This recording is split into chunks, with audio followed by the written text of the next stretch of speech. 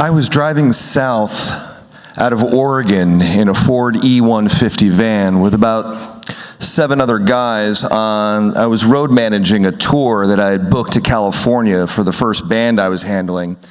And we were driving towards Ukiah when all of a sudden the entire van was gripped by an incredible hitching and grabbing sensation, like a and it was really quite disconcerting and terrifying. And as we were approaching Ukiah, I took the opportunity to pull into the mechanics, and he put it up on the lift, and he said, well, bad news, the rear end is rotting out, and it'll take 2 or 3 days for us to replace it.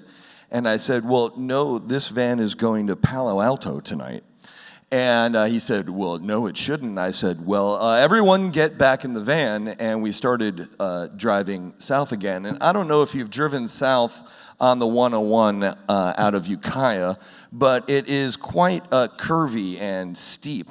And there's about 4 or 5 miles of it, and the entire time I was terrified that that sound might return, but I was elated when we got up to the plateau, and I got the van back up to about 65 miles an hour, and was going through this beautiful straightaway when the noise returned with a vengeance, and it basically went and I was driving 65 miles an hour at the time, and I managed to wrestle the van to the side of the road, and I got it stopped, and I looked at the mirror because I was about to exit onto the highway when I saw flames leaping out of the rear wheel well, and I turned to the members of the band and I screamed, "Fire!"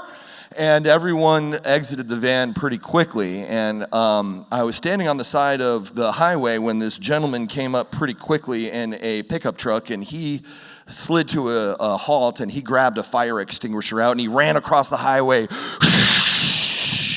and he put out the fire.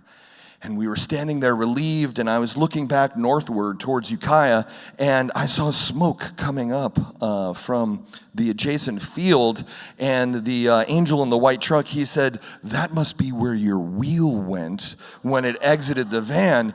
And I stood in disbelief and amazement as he raced in that direction, and over the next few minutes, I watched as the assemblage of fire trucks, fire planes, and a fire helicopter dealt with the field fire, which at this point was 200 feet across and 20 feet tall.